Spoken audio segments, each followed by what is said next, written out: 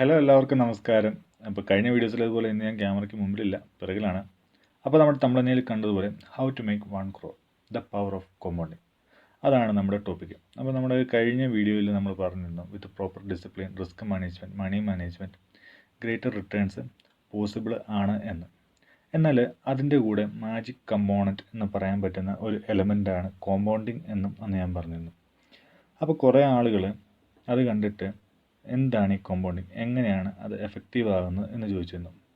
ശരിക്കും പറഞ്ഞാൽ കോമ്പൗണ്ടിങ്ങിൻ്റെ എഫക്റ്റീവ്നെസ് എന്ന് പറഞ്ഞാൽ ലോങ് ടൈമിലാണ് നമുക്ക് കിട്ടുന്നത്. ശരിക്കും പറഞ്ഞാൽ സ്റ്റോക്ക് മാർക്കറ്റിൽ നമുക്ക് എന്തെങ്കിലുമൊക്കെ ഒന്ന് അച്ചീവ് ചെയ്യണമെന്നുണ്ടെങ്കിൽ നമ്മൾ പേഷ്യൻസോടെ കുറച്ച് ലോങ് ടൈമിൽ തന്നെ ചെയ്യണം. അല്ലാതെ ഇപ്പോൾ ഓവർനൈറ്റ് എന്തെങ്കിലുമൊക്കെ ചെയ്യണമെന്ന് നമ്മൾ വിചാരിച്ചിട്ടുണ്ടെങ്കിൽ അത് അട്ടർ ഫൂളിഷ്നെസ് ആയിട്ട് മാറത്തേ ഉള്ളൂ. കാരണം സ്റ്റോക്ക് മാർക്കറ്റിൽ തന്നെ എല്ലാവരും ആദ്യമേ തന്നെ, കഴിഞ്ഞ വീഡിയോയിൽ ഞാൻ പറഞ്ഞത്, എല്ലാവരും ആദ്യമേ തന്നെ ചെയ്യുന്ന ഒരു ഇതാണ് ഒരു ഗ്യാംബ്ലിംഗ് മൈൻഡിൽ വരിക എന്ന് വെച്ച് എന്തെങ്കിലും രാത്രി എന്തെങ്കിലുമൊക്കെ നേടിയിട്ട് പോകാം എന്ന് വിചാരിക്കുക. ലാസ്റ്റ് സ്റ്റോക്ക് ട്രേഡിങ്ങിന് അഡിക്റ്റ് ആവുകയും ചെയ്യും, എന്നാൽ കയ്യിലുള്ളത് തീർന്നുകൊണ്ടിരിക്കുകയും ചെയ്യും. അപ്പം അതിൽ നിന്നൊക്കെ മാറിയിട്ട് നമുക്ക് ശരിക്കും വളരെ പീസ് ഓഫ് മൈൻഡിൽ ചെയ്യാൻ പറ്റുന്ന ഒരു സംഭവമാണ് ഈ സ്റ്റോക്ക് ഇൻവെസ്റ്റിംഗ് ആൻഡ് ആ ഇൻവെസ്റ്റ് ചെയ്യുന്ന എമൗണ്ടിനെ കോമ്പൗണ്ട് ചെയ്യുക എന്ന് പറയും. അപ്പോൾ ഈ കോമ്പൗണ്ടിങ് എന്ന് നമുക്ക് സിമ്പിളായിട്ട് പറയുകയാണെങ്കിൽ ശരിക്കും പറഞ്ഞാൽ നമുക്ക് കിട്ടുന്ന പ്രോഫിറ്റ്സ്, നമ്മളുടെ ഇൻവെസ്റ്റ്മെൻറ്റ്സിൽ നിന്ന് നമുക്ക് കിട്ടുന്ന പ്രോഫിറ്റ്സ് നമുക്ക് അഗെയിൻ വേറെ പ്രോഫിറ്റ്സിനെ ക്രിയേറ്റ് ചെയ്ത് തരുന്നു. അതായത് നമ്മുടെ വാറൻ ബഫറ്റ് ഒക്കെ പറഞ്ഞിട്ടുള്ളതുപോലെ, നിങ്ങൾ കിടന്നുറങ്ങുമ്പോഴും നിങ്ങളുടെ മണി നിങ്ങൾക്ക് വേണ്ടി വർക്ക് ചെയ്യുമ്പോഴാണ് നിങ്ങൾക്ക് വെൽത്ത് ക്രിയേറ്റ് ആവുന്നത് എന്ന്. അത് തന്നെയാണ് കോമ്പൗണ്ടിങ്ങിൽ നടക്കുന്നത്. നമ്മൾ ഇൻവെസ്റ്റ് ചെയ്തു, ആ ഇൻവെസ്റ്റഡ് എമൗണ്ട് നമുക്ക് വേണ്ടി വർക്ക് ചെയ്യുന്നു, നമ്മളറിയുന്നില്ല, നമ്മളുടെ ജോലി നോക്കി പോവുകയും ചെയ്യുന്നു. ഇപ്പോൾ നിങ്ങൾ ഈ കാണുന്ന സ്ക്രീൻ എന്ന് പറഞ്ഞാൽ ഒരു SIP കാൽക്കുലേറ്ററാണ്. ഇപ്പോൾ ഇതിൻ്റെ അത് ഒരു കോടി എന്ന് പറഞ്ഞിരിപ്പുണ്ട്. ഇത് നമുക്ക് വായിക്കാം.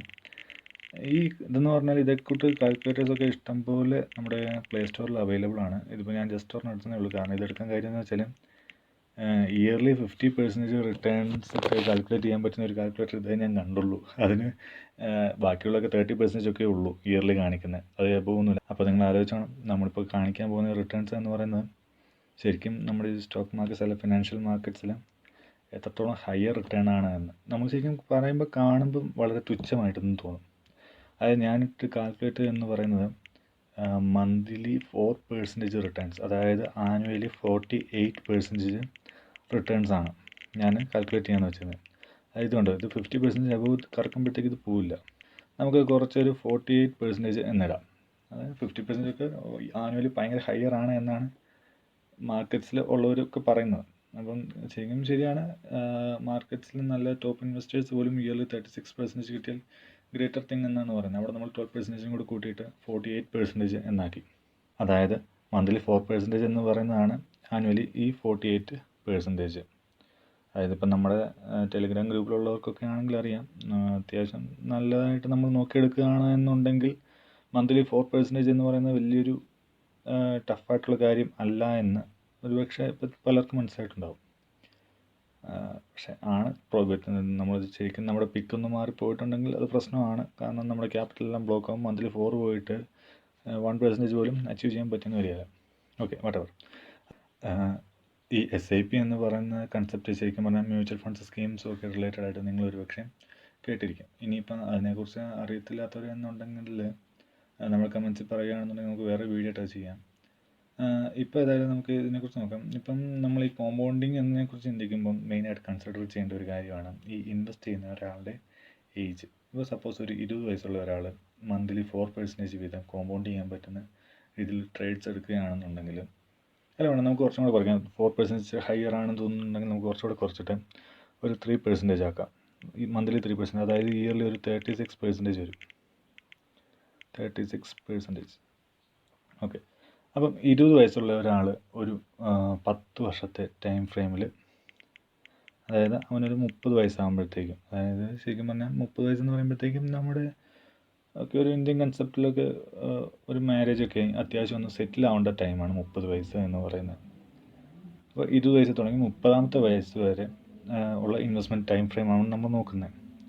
അപ്പം ആദ്യമേ അവന് 20ാമത്തെ വയസ്സിൽ ഒരു 50,000 രൂപയാണ് ഇൻവെസ്റ്റ് ചെയ്യുന്നത് എന്നുണ്ടെങ്കിൽ, ഇപ്പം കയറി പോകുന്ന നിങ്ങൾ കാണുന്നുണ്ടായിരിക്കുമല്ലോ അല്ലേ എമൗണ്ട്. ഇപ്പം 50,000 രൂപ മന്ത്ലി 3% വീതം കോമ്പൗണ്ട് ചെയ്ത് നോക്കുകയാണെന്നുണ്ടെങ്കിൽ 10 വർഷം കൊണ്ട് അവന് കിട്ടുക ഏകദേശം 17 ലക്ഷം രൂപയാണ്. അതായത് ആലോചിച്ച് വേണം, ഇപ്പോൾ ഒരു 9 to 5 ജോബ് ചെയ്ത് അത് സേവിങ്സ് ബാങ്കിലിട്ട് ഇങ്ങനെ 10 വർഷം കൊണ്ട് ഇത്രയും ക്രിയേറ്റ് ചെയ്യാൻ പറ്റുമോ എന്നുള്ളത് ഒരിക്കലും സാധ്യമല്ല. അവിടെയാണ് ഇൻവെസ്റ്റിങ്ങും കോമ്പൗണ്ടിങ്ങും നമ്മളെ ഒരുപാട് സഹായിക്കുന്നത്. ഇപ്പോൾ ഇതിൻ്റെ അത് വേറൊരു കാര്യം കണ്ടോണം. ഈ 10 years എന്നുള്ളത് ജസ്റ്റ് ഞാൻ ഒരു 1 year കൂടി കൂട്ടിയാൽ, അതായത് അവന് 50,000 രൂപ 17 ലക്ഷം രൂപയാകണമെങ്കിൽ 10 വർഷം വേണ്ടി വന്നു. എന്നാൽ വേറൊരു 17 ലക്ഷം കൂടി ഉണ്ടാകും, അതായത് 34 ലക്ഷം കൂടി ഉണ്ടാവണമെങ്കിൽ 2 വർഷം കൂടെ വെയിറ്റ് ചെയ്താൽ മതി. അതേ സാധനം നമ്മൾ 1 വർഷം കൂടി ചെയ്താൽ അത് 50 ലക്ഷം രൂപയാവും. ഇതിങ്ങനെ റണ്ണാവുന്ന ടൈം അനുസരിച്ച് ഇതിൻ്റെ റേറ്റ് ഓഫ് ഗ്രോത്തും കൂടിക്കൊണ്ടിരിക്കും. അതായത് ഒരു 20 വർഷം കഴിയുമ്പോഴത്തേക്കും അദ്ദേഹത്തിന് കിട്ടുന്ന എമൗണ്ട് എന്ന് പറയുന്നത് 6 കോടി രൂപയായിരിക്കും.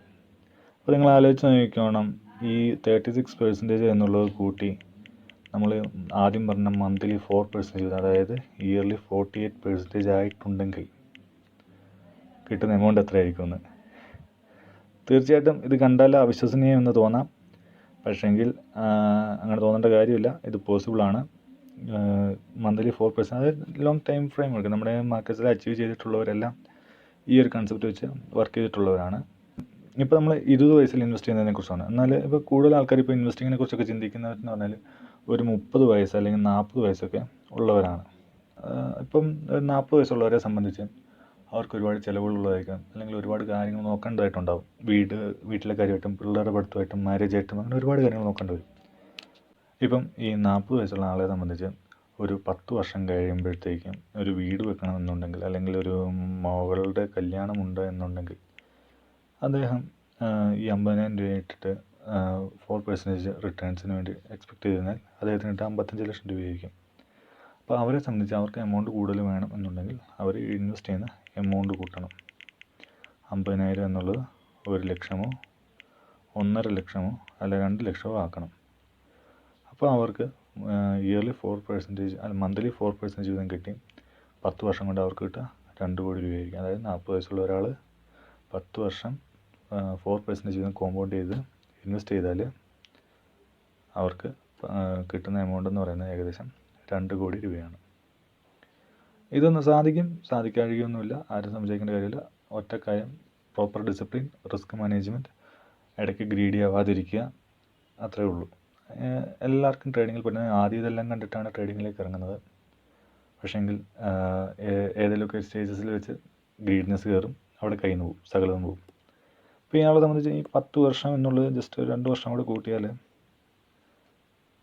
5 കോടി രൂപയാവും. അതാണ് കോമ്പൗണ്ടിങ്ങിൻ്റെ എഫക്റ്റ്. നമുക്ക് ഓരോ വർഷം കഴിയും തോറും നമ്മളിടുന്ന എമൗണ്ടിൻ്റെ എത്രയോ മടങ്ങുകളാണ് കൂടി പോയിക്കൊണ്ടിരിക്കുന്നത്. ഈ ഒരു വീഡിയോ നിങ്ങൾക്ക് കുറച്ചെങ്കിലും ഒരു ഇൻസൈറ്റ് തന്നുവെന്ന് ഞാൻ വിചാരിക്കുകയാണ്. ഇനിയിപ്പോൾ സ്റ്റോക്ക് പിക്കിങ്ങിനെ കുറിച്ച് വലിയ ഐഡിയ ഇല്ലാത്തവരാണ് എന്നുണ്ടെങ്കിൽ നമ്മുടെ ടെലിഗ്രാം ചാനലിൽ ജോയിൻ ചെയ്യുകയാണെങ്കിൽ അത്യാവശ്യം നല്ല സ്റ്റോക്ക് സജഷൻസൊക്കെ അവിടെ തരാറുണ്ട്. നിങ്ങൾക്കത് നോക്കാം, നിങ്ങളുടെ അഭിപ്രായങ്ങളും നിർദ്ദേശങ്ങളും അറിയിക്കാം. ഒപ്പം തന്നെ ഈ വീഡിയോനെ കുറിച്ചുള്ള അഭിപ്രായങ്ങളും നിർദ്ദേശങ്ങളും താഴെ കമൻറ്റിൽ അറിയിക്കുകയും ചെയ്യാം.